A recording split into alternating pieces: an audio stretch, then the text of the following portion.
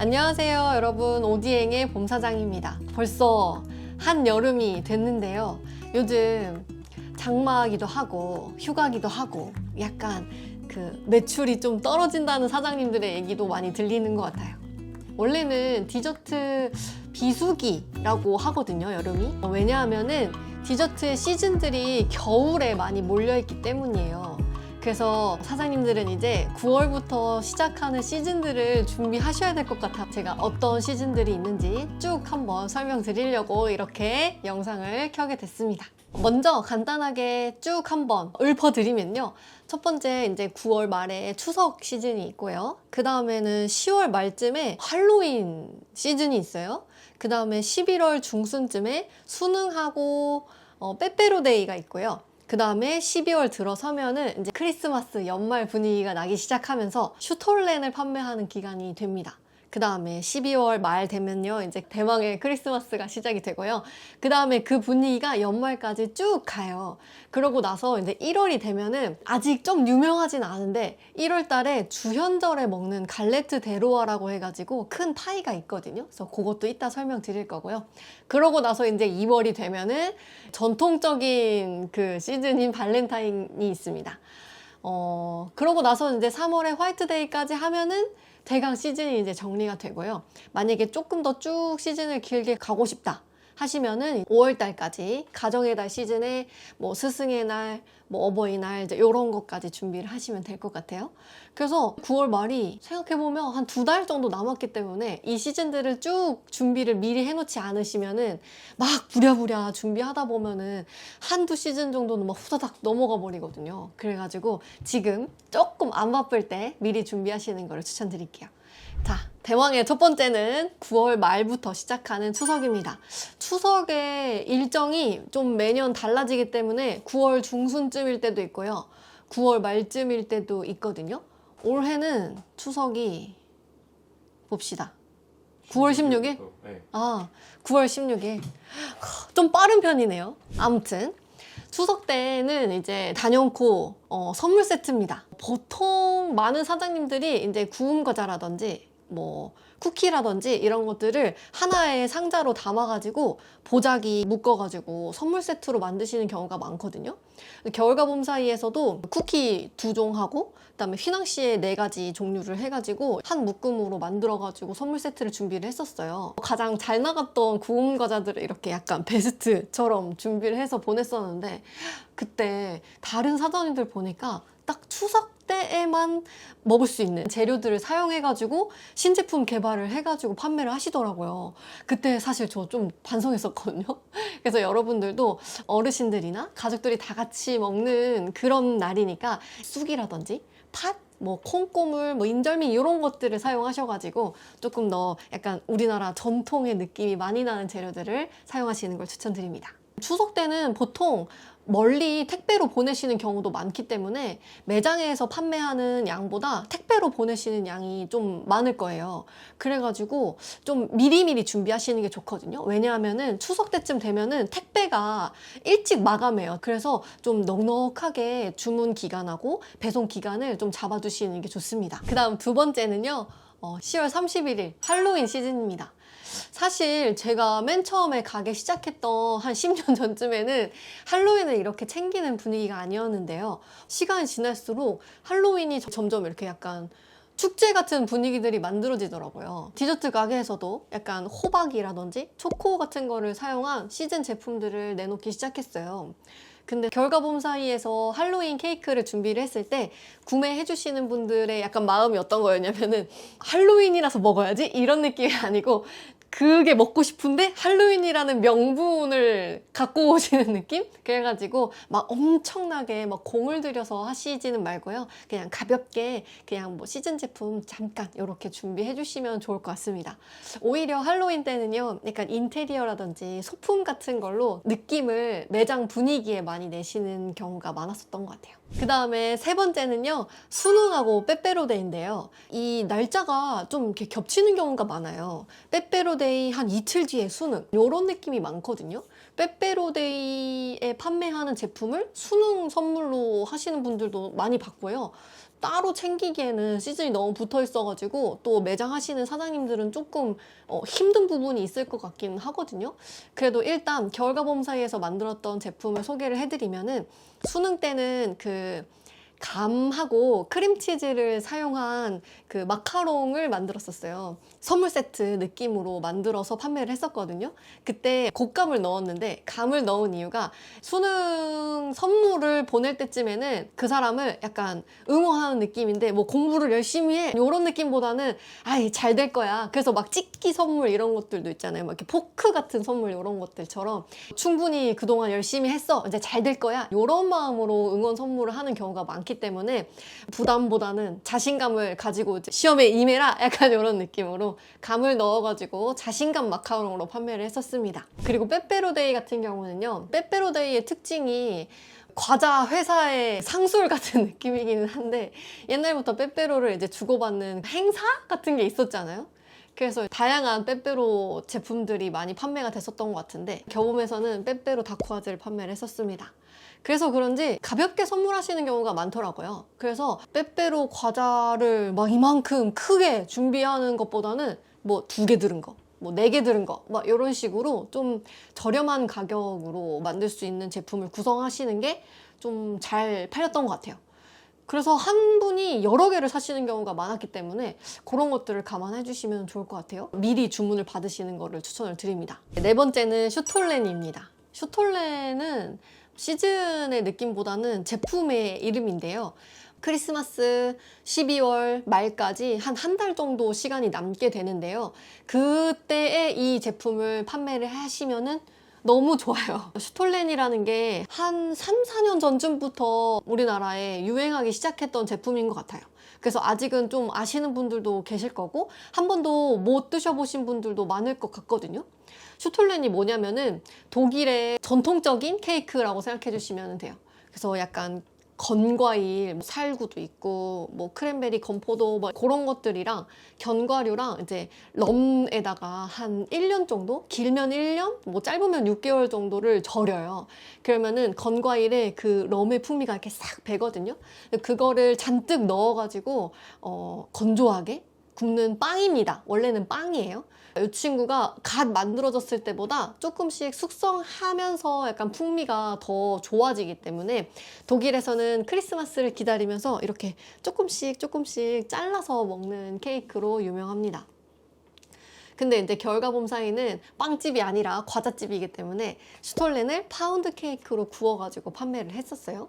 그래서 약간 뭐랄까 엄청 맛있기도 하고요. 구울 때 진짜 냄새가 좋거든요. 그리고 또 약간 크리스마스를 기다리면서 먹는 과자라고 하면은 사람들이 좀 설레는 그런 느낌들도 있는 것 같아요. 그래가지고 겨울가봄 사이에서는 그런 연말이나 크리스마스 느낌 물씬 나게끔 포장을 해가지고 주문 예약을 받아서 판매를 했었습니다.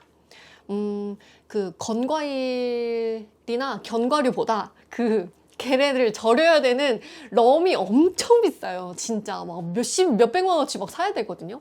단가가 조금 높아지기도 해요. 뭐랄까 1년 동안 그 냉장고에 걔네를 계속 보관해 놓고 중간중간 또 막 이렇게 뒤섞어주고 해가지고 작업할 게 꽤 많거든요.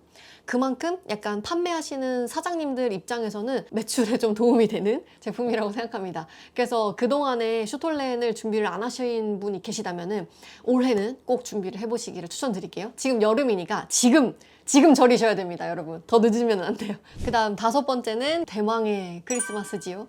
전통적인 디저트 시즌의 가장 하이라이트라고 생각해 주시면 될 것 같아요. 그래서 아마 크리스마스 때는 많은 디저트 가게들이 하루 종일 케이크 주문 픽업만 하는 날인 것 같아요. 그래서 그만큼 한 12월 초부터 계속 쭉 주문을 받아가지고요. 크리스마스 이브, 그 다음에 크리스마스 그렇게 픽업을 보내시면 될 것 같아요. 근데 크리스마스도 매년 주말에 껴있을 때도 있고 약간 평일에 껴있을 때도 있고, 약간 그 시즌이 꼭 이브 크리스마스 아니더라도 주말에 결쳐져 있으면은 그 주말까지 계산하셔가지고 주문 받으시는 거를 추천드릴게요. 크리스마스 때는 대부분 딸기 케이크를 준비를 하시는 경우가 많아요. 그래서 그런지 이미 겪어보신 분들은 아실 것 같은데 딸기가 크리스마스 때 너무 비쌉니다.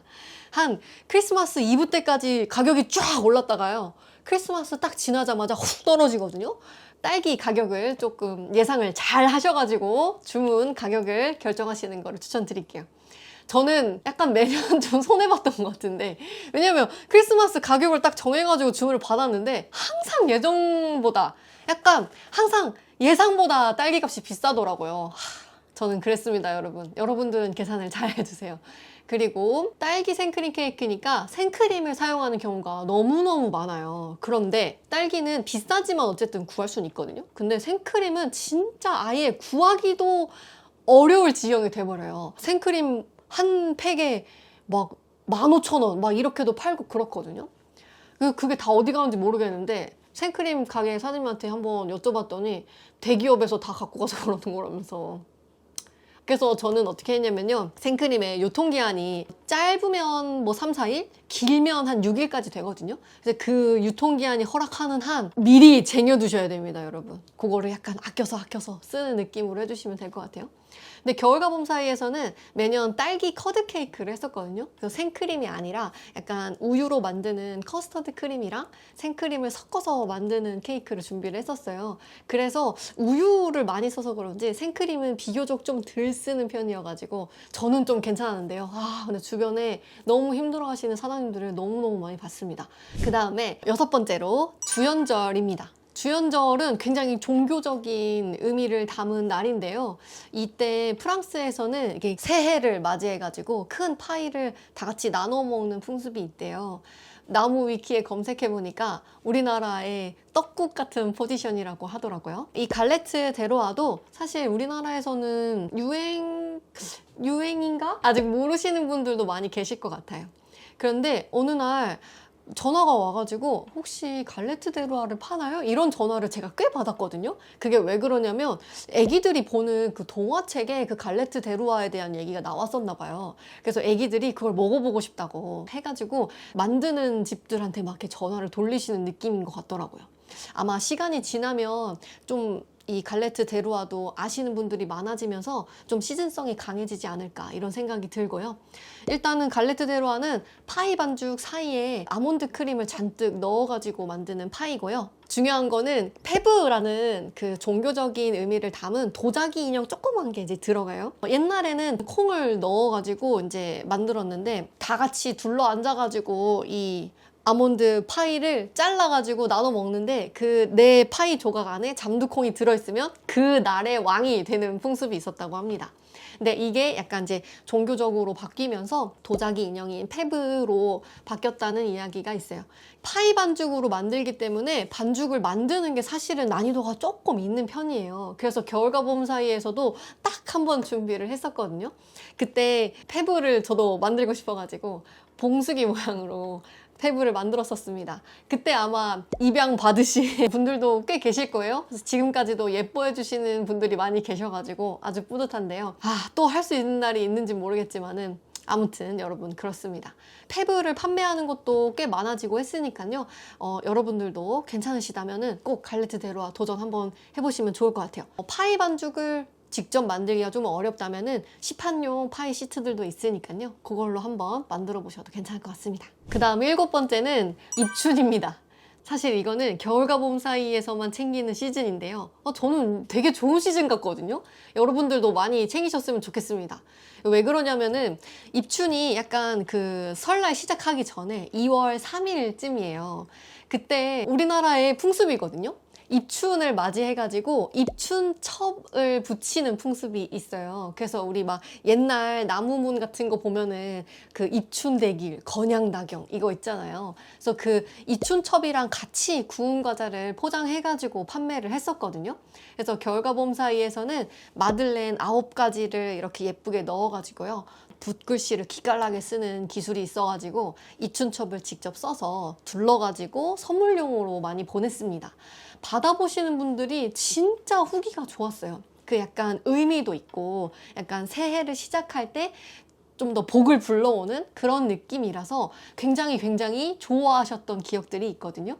그래서 입춘첩을 판매하는 곳도 많이 있으니까요. 여러분들 만약에 직접 쓰기가 어려우시면은 그런 것들을 구매해가지고 선물용으로 만들어서 약간 택배로 보내시는 거를 추천드릴게요. 그 다음 8번째는요. 설날 겸 발렌타인입니다. 설날하고 발렌타인은 날짜가 엄청 붙어있는 경우가 많아요. 그래서 겨울가봄 사이는 입춘을 또 챙기기도 하니까 설날은 챙기지 않고 그냥 발렌타인을 바로 준비하는 경우가 많았는데요. 얼마나 날짜가 붙어있냐면은 바로 연결되는 날들도 있거든요. 그럴 때는 막 사람들이 설렌타인이라고 하기도 할 정도예요. 겨울가봄 사이에서는 발렌타인을 준비할 때 좀 작은 친구들을 위주로 준비를 했었던 것 같아요. 케이크도 조금 작게, 초코 크로캉부슈도 미니 사이즈로 좀 조그맣게 준비를 했었거든요. 어쨌든 연인들의 날이기도 하고 뭐 끼케에서 먹어봤자 2명이서 먹을 테니까 좀 작은 사이즈들이 잘 판매가 됐었던 것 같고요. 생각보다 발렌타인 때는 대체품들도 많고 해서 그런지 엄청나게 주문이 많지는 않았던 것 같거든요. 겨울과 봄 사이에서는. 다른 사장님들은 잘 모르겠어요. 그래도 어쨌든 간에 초코가 메인 주제니까요. 초코 맛의 제품들로 조금 더 사랑스럽고 귀여운 제품들로 준비하시면 좋을 것 같습니다. 그 다음에 한 달 뒤에 화이트데이까지 하면은 시즌이 이제 끝나는데요. 발렌타인데이까지만 준비하시는 사장님들도 계시고요. 화이트데이까지 그래도 잘 끝까지 하시는 분들도 계시는데 일단 화이트데이 때는 당일 판매가 많은 편입니다. 왜냐하면은 남자분들이 막 부랴부랴 와가지고 막 남은 거 있나요? 막 이렇게 물어보는 경우가 정말 많았어요. 여자분들은 미리미리 준비를 하시는 경우가 많거든요. 근데 남자분들은 진짜 당일에 와가지고 제품을 찾으시는 경우가 많기 때문에 매장용 제품도 조금 넉넉하게 준비해 주시는 거를 추천드릴게요. 겨울과 봄 사이에서는 어쨌든 화이트데이가 그 사탕을 주는 날이다 보니까 좀 어려웠던 것 같아요. 그래가지고 약간 화이트 초코 케이크라든지 아니면 하얀 색깔 그런 무스 치즈케이크 같은 제품들을 조그맣게 준비를 했었던 것 같고요. 발렌타인데이는 어쨌든 연인들의 날이지만은 여성분들이 뭐 회사 사람들이라든지 뭐 친구라든지 가족이라든지 좀 여러 명한테 선물하는 경우가 많아가지고 작은 사이즈, 조금 큰 사이즈 이렇게 좀 다양하게 구성을 했다면은 화이트데이 때는 그냥 조금 과하다 싶은 거 한 가지만 준비하시면 됩니다, 여러분. 어쨌든 남자분들은 다양하게 선물하지 않고 엄마 아니면 여자친구 약간 요렇게만 준비를 하시기 때문에 그리고 묻지도 따지지도 않고 구매하시는 경우가 많기 때문에 그렇게 한 가지 구성만 준비해 주셔도 충분할 것 같습니다. 여기까지 이제 시즌에 대한 정리를 다 해봤어요. 9월 중순 시작할 때까지 지금 한 시간이 한 2달 정도 남았으니까요. 지금부터 부랴부랴 준비하시면은 시즌을 알차게 시작하실 수 있을 거라고 생각을 합니다. 근데 너무 무리하진 마시고요. 저도 몇 년에 걸쳐서 이 시즌 제품들을 다 정리를 했었던 것 같아요. 그리고 또 시즌 제품은 1년에 한 번 파는 제품이기 때문에 한 번 준비를 잘 해두면은 좀 내년이나 내후년이나 같은 제품을 준비하거나 조금만 변형시켜서 준비하는 경우도 많기 때문에 훨씬 수월해지실 거라고 생각을 합니다. 오늘의 영상은 여기까지고요. 또 도움이 될 만한 영상을 또 가져오도록 하겠습니다. 오늘 정보가 도움되셨다면 구독과 좋아요, 알람 설정까지 부탁드릴게요. 안녕히 계세요, 여러분.